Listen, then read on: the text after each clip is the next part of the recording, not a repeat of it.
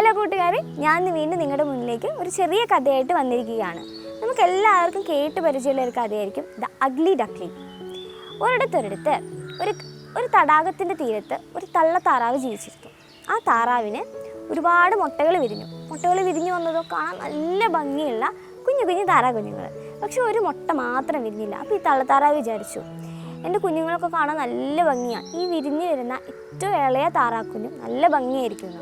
അങ്ങനെ പ്രതീക്ഷിച്ച് കാത്തിരുന്ന് അവസാനം ആ മുട്ട വിരിഞ്ഞു.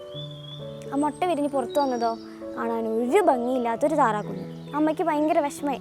എന്തെങ്കിലും ചെയ്യാൻ പറ്റുമോ, സ്വന്തം കുഞ്ഞല്ലേ. അങ്ങനെ ഈ കുഞ്ഞി താറാക്കുഞ്ഞിൻ്റെ സഹോദരങ്ങളൊക്കെ ഇവനെ കളിയാക്കാൻ തുടങ്ങി. ഇവനെ കളിയാക്കാനും അമ്മയില്ലാത്ത സമയത്ത് ഉപദ്രവിക്കാനും മാറ്റി നിർത്താനും ഒക്കെ തുടങ്ങി. അങ്ങനെ അവസാനം എല്ലാം അടുത്ത് ഇവൻ ആ നാട്ടിൽ നിന്ന് പോകാൻ തീരുമാനിച്ചു. അങ്ങനെ അവൻ പതിയെ ആരും ഇല്ലാത്ത സമയത്ത് അവിടെ നിന്ന് ഇറങ്ങിപ്പോയി. അങ്ങനെ പോയി അവനൊരു വീടിൻ്റെ മുന്നിലെത്തി. ആ വീട്ടിലൊരു മുത്തശ്ശി ഉണ്ടായിരുന്നു.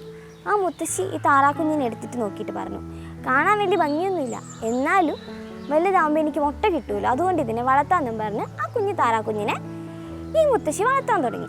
പക്ഷെ അവിടെ ഇതിന് വിഷമങ്ങൾ മാത്രമേ ഉണ്ടായിട്ടുള്ളൂ. അവിടെ ആ മുത്തശ്ശി വളർത്തിക്കൊണ്ടിരുന്ന കോഴികളും പൂച്ചകളും ഒക്കെ ഈ താറാക്കുഞ്ഞിനെ കളിയാക്കി തുടങ്ങി. ഇവിടെയും ഇത് തന്നെയാണല്ലോ എൻ്റെ അവസ്ഥ എന്നാലോചിച്ച് മനസ്സ് മടുത്ത് വീണ്ടും ആ താറാക്കുഞ്ഞ് അവിടെ നിന്ന് പോയി. അങ്ങനെ നീന്തി ആരുമില്ലാത്ത ഒറ്റപ്പെട്ട ഒരു തടാകത്തിൻ്റെ അടുത്ത് അവനെത്തി. ഇവിടെ ആരുമില്ല, ഞാനിവിടെ ഒറ്റയ്ക്കേ ഉള്ളൂ, ഇവിടെ ആരും എന്നെ കളിയാക്കില്ല, എനിക്ക് സമാധാനത്തിൽ ജീവിക്കാം എന്നൊക്കെ വിചാരിച്ച് അവൻ അവിടെ താമസം തുടങ്ങി. അങ്ങനെ കാലങ്ങൾ ഇങ്ങനെ പൊക്കൊണ്ടേയിരുന്നു. അവൻ വലുതായി. അങ്ങനെ ഒരു ദിവസം അവനിങ്ങനെ പുല്ലുകളുടെ ഇടയിലൂടെ നടന്നു വന്നിട്ടപ്പോൾ അവൻ പെട്ടെന്ന് ആ തടാകത്തിൻ്റെ സൈഡിലായിട്ട് കുറേ പക്ഷികൾ വന്നിട്ട് വെള്ളം കുടിക്കുന്നു. കാണാൻ നല്ല ഭംഗി. അവൻ അവരുടെ ഭംഗി ആസ്വദിച്ച് കുറേ നേരം അവിടെ ഇരുന്നു. പക്ഷേ പെട്ടെന്നാണ് അവന് മനസ്സിലിങ്ങനെ ഒരു തോന്നലുണ്ടായത്, അവരെ കാണാൻ എന്ത് ഭംഗിയാണ്, എന്നെ കാണാൻ ഒരു ഭംഗിയില്ലല്ലോ.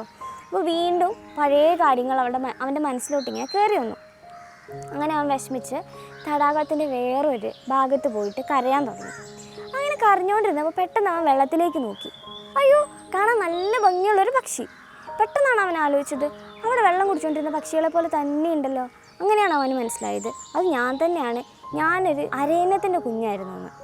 അവൻ അവിടെ നിന്ന് എണീറ്റ് സന്തോഷത്തിൽ അവൻ്റെ കൂട്ടുകാരുടെ അടുത്തേക്ക് പോയി. അവരും ഇവനെ സന്തോഷത്തോടെ സ്വീകരിച്ചു. അപ്പോൾ ഇതുപോലെയാണ് നമ്മുടെ ജീവിതവും. നമ്മുടെ ചുറ്റിനും ഒരുപാട് പേരുണ്ടാകും നമ്മളെ തളർത്താനായിട്ട്. അവർ നമ്മുടെ കുറ്റങ്ങളും കുറവുകളും ചൂണ്ടിക്കാണിച്ച് നമ്മളെ വിഷമിപ്പിച്ചുകൊണ്ടേയിരിക്കും.